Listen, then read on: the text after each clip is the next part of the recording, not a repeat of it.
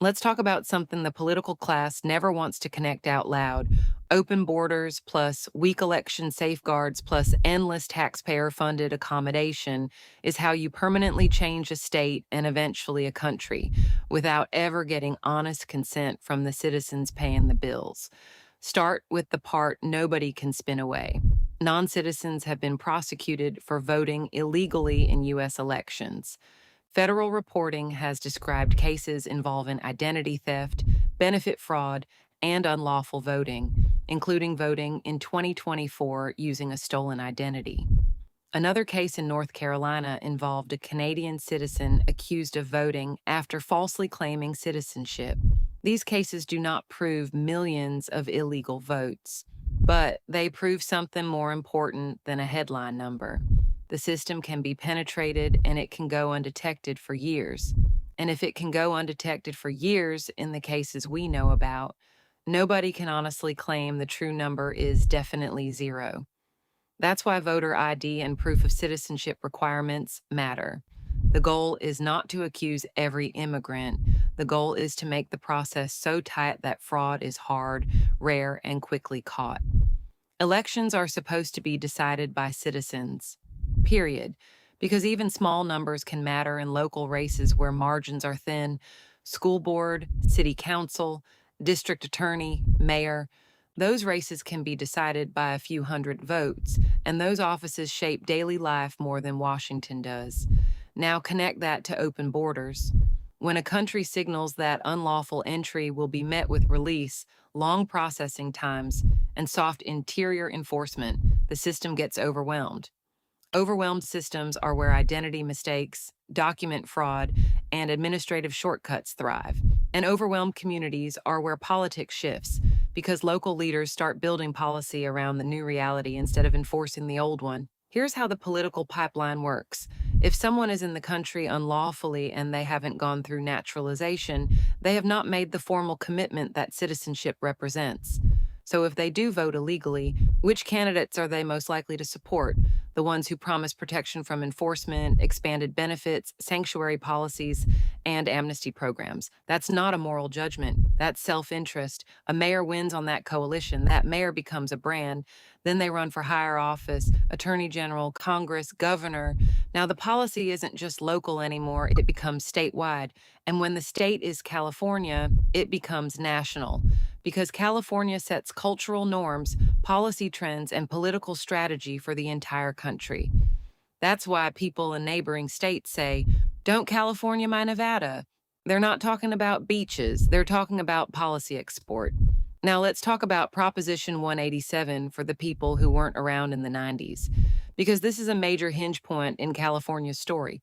Proposition 187, also called Save Our State, was a 1994 California ballot measure that aimed to bar undocumented immigrants from most state public services, including public K-12 education, non-emergency health care, and other state-funded social services. It also required public employees like teachers, healthcare workers, and social service staff to verify immigration status and report suspected undocumented individuals. It passed with about 59% voting, yes, but it was immediately challenged in federal court and blocked, in part because immigration enforcement is primarily federal and because states can't deny K-12 education to undocumented kids under Plyler versus Doe. By 1999, the state dropped its appeals, and Proposition 187 was effectively dead. But here's why it still matters. It wasn't just a policy fight, it was a political turning point. It reshaped California politics, energized immigrant rights activism, and accelerated the long-term shift that turned California into the blueprint for modern progressive policy. And once California becomes the blueprint, the rest of the country gets the photocopy. And this is where the real-world impact hits, especially in schools. Over a 25-year teaching career, classrooms that were nicely diverse can become overwhelmingly Spanish-speaking. That changes everything, not because kids are bad, but because time and resources are finite. By law, English learners receive dedicated English language development time, often at least 30 minutes a day.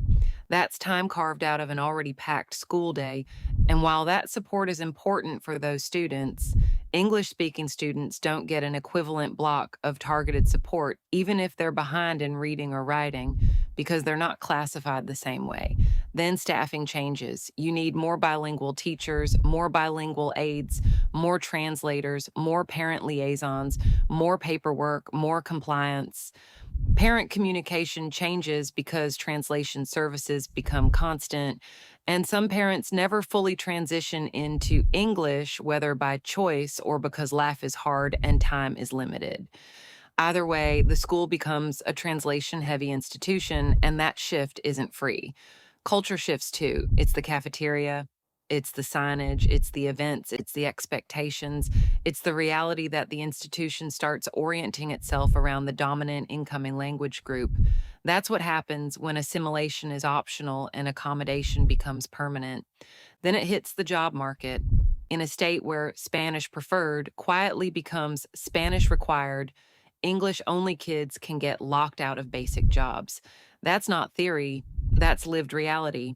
When a granddaughter reaches working age and struggles to get hired because she isn't bilingual, that's not diversity.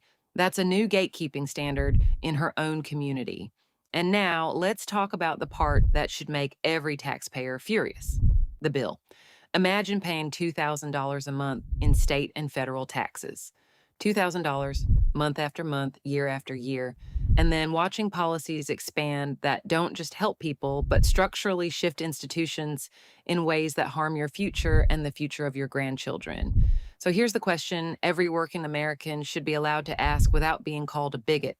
How much of that money went to translation bureaucracy, to compliance mandates, to benefits expansion, to policy incentives that encouraged more unlawful entry, and to political systems that treated citizens like an afterthought? Because this is the real scandal. It's not just that the system is strained, it's that the people funding the system are being told they're not allowed to notice the outcomes. And if you want the cleanest connect the dots conclusion, it's this: open borders creates volume. Volume creates strain. Strain creates shortcuts and vulnerabilities, including election vulnerabilities. Vulnerabilities create political capture at the local level. Local capture scales into state power. State power, especially in California, exports nationwide. And the taxpayers who funded the entire transformation are told to shut up and clap. If citizenship isn't protected at the border and it isn't protected at the ballot box, the people paying the taxes aren't citizens anymore. They're just the funding source for a system that votes itself permanent.